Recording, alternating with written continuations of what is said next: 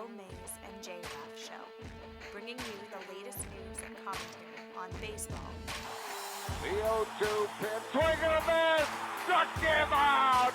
The Philadelphia Phillies are 2008 World Champions of Baseball! Hockey,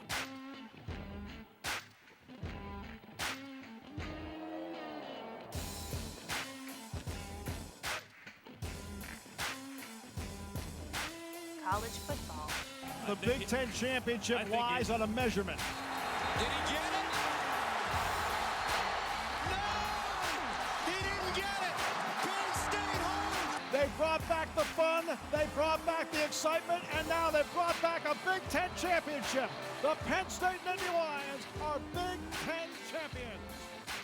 and the NFL. 1:16 to go, 41 yards. Cardona to Allen. Piskowski.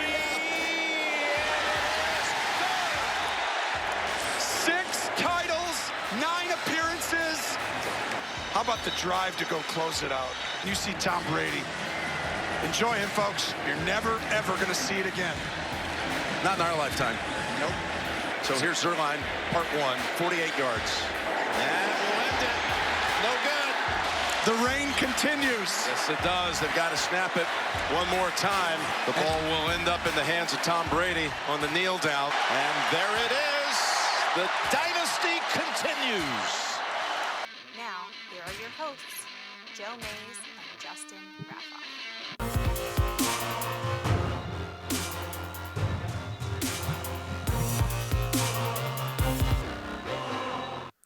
Hey, what's up, everyone? It's just me this week. Justin is unavailable, but hopefully he'll be back with me this weekend as we talk, more football, because that's what we talk around here almost exclusively anymore.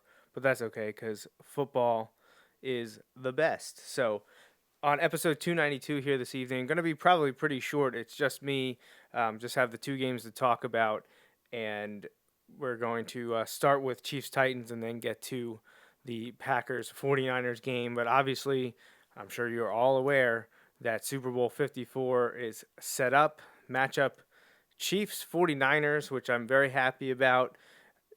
Going into it, there was pretty much only one team I didn't want to see for sure, and that was obviously the New England Patriots. And thankfully, kind of indirectly related to the Dolphins beating them in Week 17 sort of helped them get kicked out of the playoffs early. And they had to play in the wild card round. They lost to the Titans, which I predicted a few weeks ago.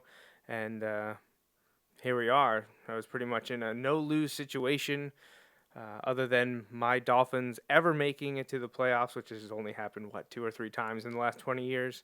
I'll take the Patriots not winning the Super Bowl. That is pretty close to a perfect season, not having to see the Patriots win. So, yeah, that's great. Obviously, I was pulling for the Chiefs, and I will be doing so in the Super Bowl.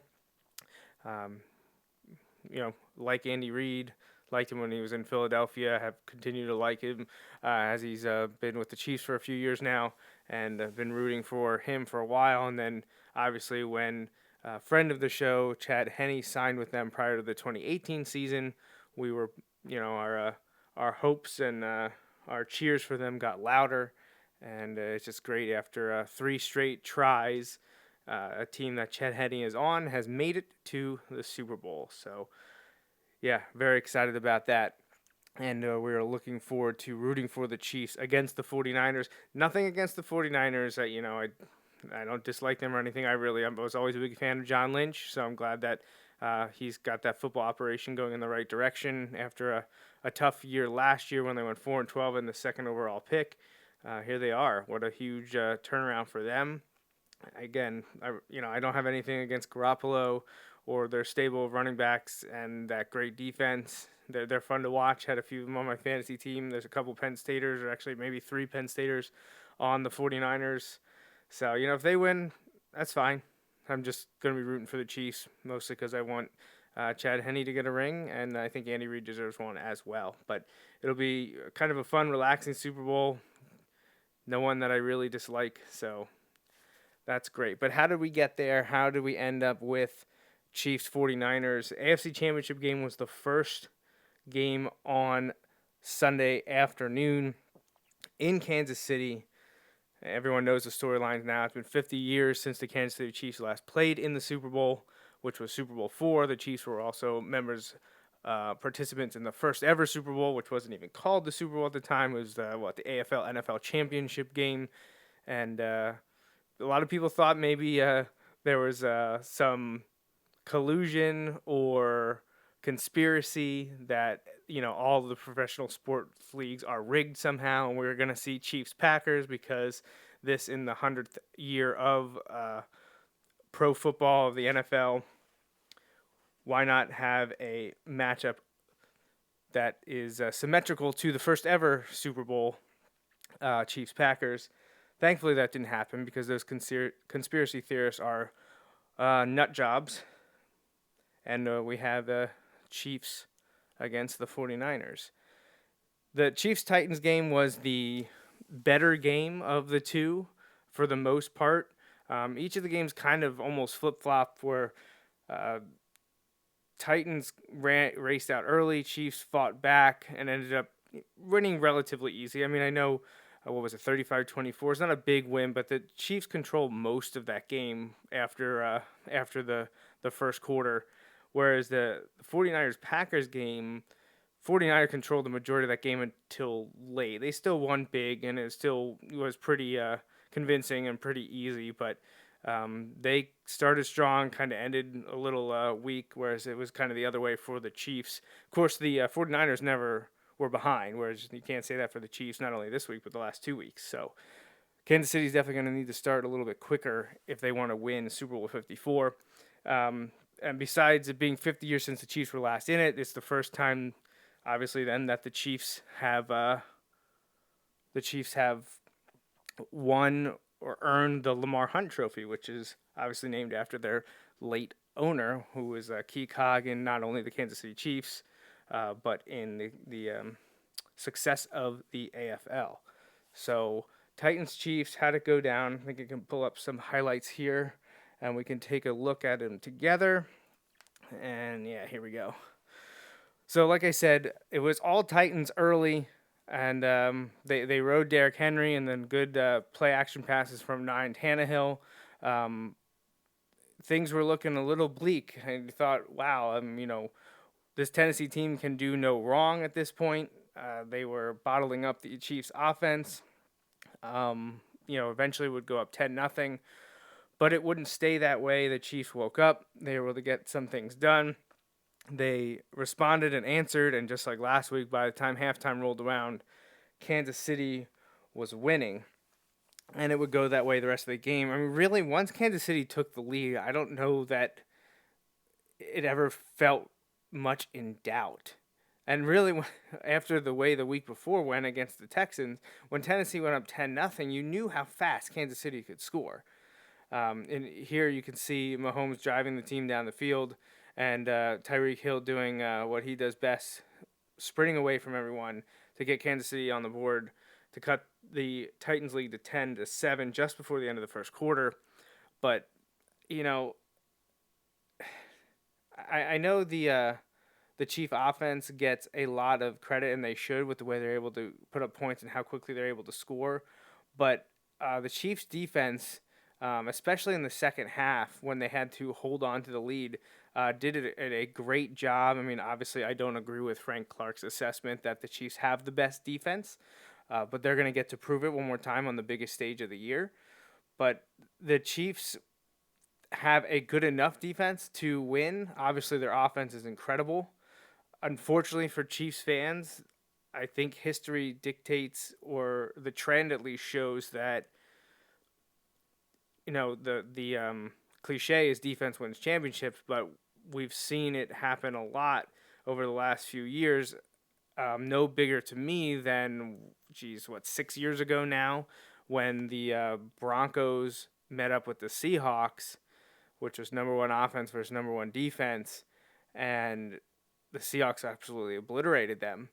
I don't know if there's something in that 2-week preparation window that really helps, but it seems that the top defense tends to downplay the top offense, and you have the one or two offense defense going against each other here. Chiefs 49ers should be a good one. The 49ers have obviously their hands full with Patrick Mahomes because they did a great job against Aaron Rodgers, but honestly right now Mahomes is better than Rodgers. I don't maybe that's a surprise to some people. I don't think it should be. But Mahomes is, I don't know, if you don't think he's the best quarterback in the league, he's got to be top 3. I don't know that anyone would really say otherwise. He's proven it now for the last 2 years. Usually if someone's going to fall off, it happens after 1 year, and that certainly didn't happen this year. And he looked absolutely incredible. You saw a little bit ago that insane touchdown run that Mahomes had, and he just looks brilliant. He just looks absolutely incredible. It's fun to see the freezing cold takes on the Twitter and Instagram accounts of what people said when the Chiefs got Mahomes. Almost 4 drafts ago now, 3. This is his 3rd year in the league, so he got that kind of bye year in his first year, sitting behind Alex Smith until the last game or 2 of the season back in 2017. And man, did he take the football world by storm last season and just continued to do so this year. And the Chiefs are a threat to score on nearly every play. They just have those playmakers everywhere, and they're doing it without a primary running back. They have Damian Williams, but I don't think anyone would say that he's in the top half in the NFL, at least in pure talent. He also has the Chiefs have LaShawn McCoy there, but he didn't even play on Sunday. He was out, I believe, with an illness, and it's really Mahomes, the receivers, and you can throw Kelsey in there too, because obviously he's a top tier, top 3, top 2 tight end in the league. Could we have the 2 best tight ends going up against each other in the Super Bowl, or Kelsey and Kittle, are they the 2 best tight ends in the league now that Gronkowski's retired? Probably. You would think so. So that'll be fun. That'll be interesting, and they both have big personalities as well, and that should be a great matchup. So Chiefs over the Titans, 35-24. A great year for Tennessee. They fall a game short, but they went 11-8 then if you count the playoffs. That's a pretty good year. 6 seed upsetting New England and Baltimore, and if they could have taken down Kansas City, that would have been one heck of a run for a 6 seed.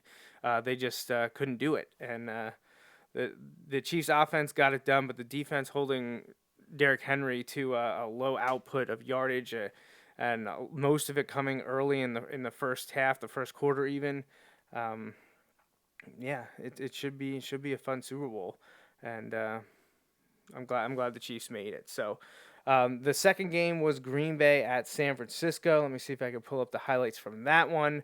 Definitely wasn't as fun to watch, especially early. San Francisco just absolutely dominated Green Bay, much like their earlier matchup this season. This isn't the first time we saw this game. Same thing with Chiefs-Titans, but Kansas City got the better of them this time around. So let's look at the second game. Green Bay, San Francisco. In San Francisco, obviously the number 1 seed. San Francisco looked really good in the divisional round, beating the Vikings, who had upset the Saints the week before. Packers needed some help to beat the Seahawks. Green Bay was at home, looked to be the better team, got a little bit close late, but were able to win it. They go to the Bay Area and just get absolutely dominated by San Francisco. Mostert, the running back, filling in for Tevin Coleman, who separated his shoulder early and left. I believe the 49ers are his 5th team in 4 years. Unfortunately, he was with my Miami Dolphins, and they didn't keep him, but he had an electric game. I think he set a San Francisco rushing record. He the second most rushing yards in a playoff game. He was over 200 yards, I think 220 yards. Yeah, Raheem Mostert from Purdue had an incredible game, and the running game did it all for them. Garoppolo didn't. I'm not even sure he attempted more than 10 passes. But if you're winning, it doesn't really matter. And the 49ers, they got up early, 10-0 in the early second quarter, and then things just kind of snowballed from there and got worse for the Packers. And the San Francisco defense, they had some issues like middle part of the year. The team started 8-0 and finished 13-3. So win 8, but then go 5-3 in their next 8. Loss to Seattle is not that big a deal. It was the one to Atlanta at home that was just kind of what's going on with San Francisco. They're having some offensive issues at that time, so if they want to beat the Chiefs, that can't happen again. But if they're blocking and running like they did against the Packers, they should be okay. Packers defense, I don't know. Statistically, maybe I can pull it up here. I don't want to go away from the highlights, and I don't have it prepared right now. But I'd like to see where Packers D and Chiefs D rank against one another because at least Sunday, the Chiefs D look much better than the Packers unit. And honestly, I don't know which defense had the tougher time against the offense. So you have the Packers defense against a 49ers offense and a Chiefs defense against the Titans offense. And with the way the Titans were rolling, honestly, the Chiefs defense looked much better than the Packers did. I don't know that it will be interesting to compare San Francisco offense versus the Tennessee offense because I guess the Titans rely more on the running game, whereas the 49ers are a little more balanced. But people would probably pick Garoppolo over Tannehill. But I don't know. The Chiefs defense stood out more to me than the Packers defense, and I'm saying that only because San Francisco maybe didn't face as stiff a challenge as they might see in Kansas City, but we've also seen the Chiefs defense be a huge liability and get gashed. So it's probably going to come down to scheme and play calling, and this is where coaching is going to be invaluable and completely at the forefront the way these teams match up. So you have a younger guy in Kyle Shanahan leading San Francisco, and then obviously the veteran and one of the best all time, top 5 guy, easily top 10 in Andy Reid. What can his coordinators do to stop the 49ers offense and give the Chiefs as much time with the ball as possible? And Eric Bieniemy, his offense, what can he dial up against the best or second best defense that the NFL had this year. And they have been incredibly good this season, kind of with a resurgence of Richard Sherman and the defensive line that they put together with Armstead and Buckner and Bosa, the second overall pick this year. Just really, really tough unit. And who can find weaknesses? That's what it comes down to. I hope it's a good game. I hope it's close. I hope it's fun. I just hope the Chiefs come out on top. But it was not close until midway through the fourth quarter. Packers 49ers. I'm a little surprised that this one was overturned. I thought Jimmy Graham definitely had the ball over the line. It didn't really matter. The Packers scored anyways. They would score again and try to make it close and interesting at the end. Like I said, the games were kind of flip-flopped. But, I guess you don't want to doubt Aaron Rodgers, but it was kind of too little too late. So I'm interested to see what happens with Green Bay because, LaFleur took the team from, I think, 6-9-1 to, 12-4 this year or 13-3. I think they're 13-3. That's quite an improvement in 1 year under a first-year head coach. But just looking at them, are they the worst 2 seed that we've had in a while? The Packers didn't impress me that much this year, and it's tough to say about a 13-win team. But they won some games. They won a lot of games, but then there were games, those 3 losses, especially 2 of them, that you're just like, how is this team, a top 3 or 4 team in the league? And that's the game against the Chargers that they got blown out. And then on a Thursday night against the Eagles at home, that game was at Lambeau. And Justin talked about it last week. The Packers to me I just don't understand how they got to 13-3. I guess a weaker NFC North, although the Vikings made the playoffs. I don't know. It's just something not right there. Not impressed by the defense. Offense, generally pretty good. Line and blocking issues at times, but, Rodgers, Adams, and Jones, it's a pretty decent trio. But I don't know. Packers are a team to me that I think could fall off big time next year. I really think that could happen. Of course, I say that every year about the Saints and Drew Brees, and they always prove me wrong. But I don't know. Something just seems different there. So congratulations to the 49ers and the Chiefs winning the NFC and AFC championships. 49ers are back for the first time since 2013. Again, like in the Chiefs, we already mentioned 50 years for them. So great for Kansas City. Those teams are always, that program and those fans and Arrowhead Stadium and all that lore that they have there. It's fun to have a team like the Chiefs in there. And the 49ers, historically, one of the best, as they will now go to attempt to tie the Patriots and Steelers with the most Super Bowl victories at 6. San Francisco sits at 5 with Dallas. And the Chiefs, there's an opportunity to bring home a big one and their first one since Super Bowl 4. So, yeah, a lot of fun. Fun year in the NFL again, even if it started off really poorly for my Dolphins at 0-8. They performed admirably and secured the number 5 pick in the draft, which Justin and I will be talking about that, I'm sure, in the coming months. Next time we're on the air will be hopefully Saturday, so just a few days from now.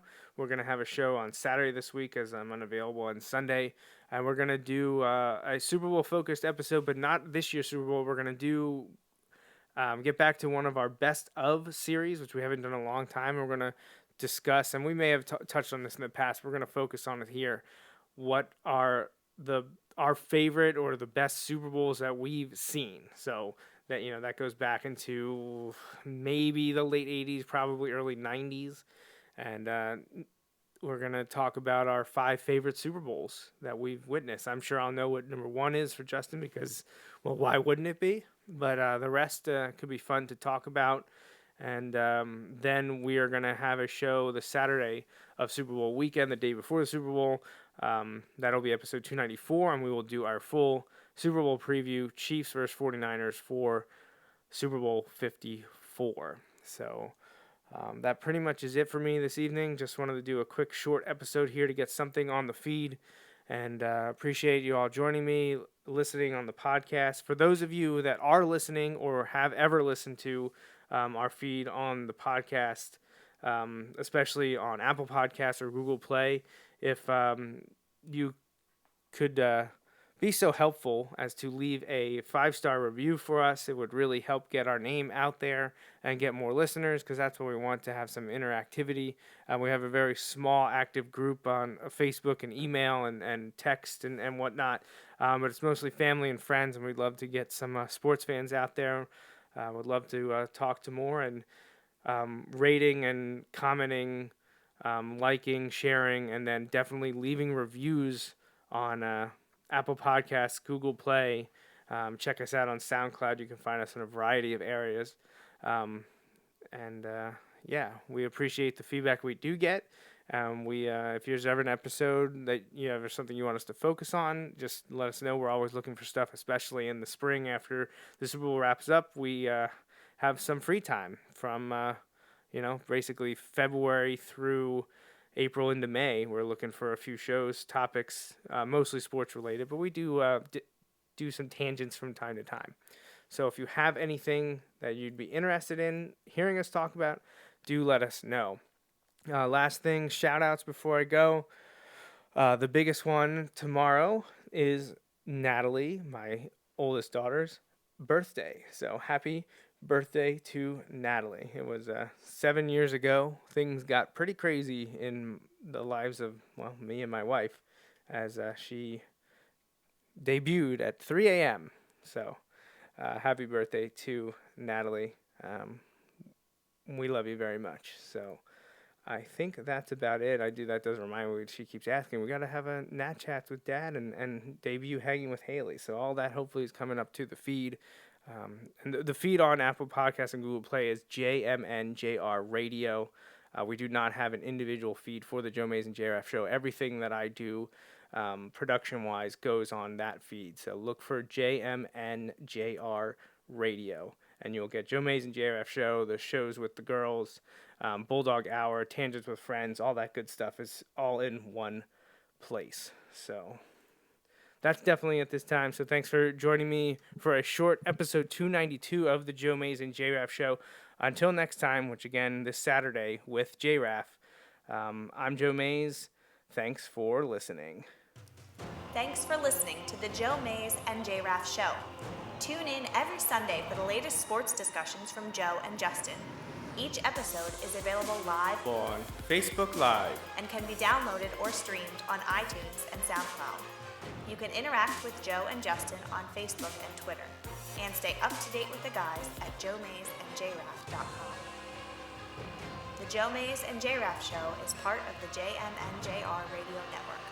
For more info, visit jmnjrradio.com.